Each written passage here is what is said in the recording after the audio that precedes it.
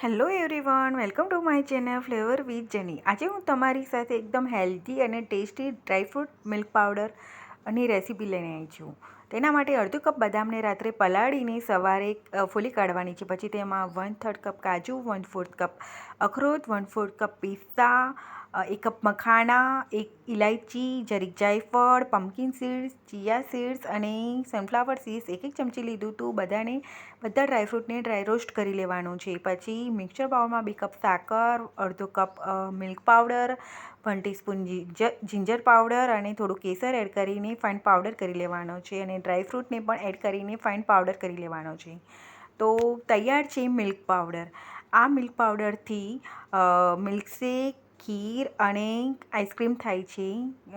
એકદમ હેલ્ધી અને સરસ થાય છે. તમે પણ એક વખત ચોક્કસથી ટ્રાય કરજો. હું છોકરાઓને મિલ્કશેકમાં યુઝ કરું છું. જો તમને મારા વિડીયોઝ ગમે તો લાઈક સબસ્ક્રાઈબ કરવાનું ના ભૂલતા.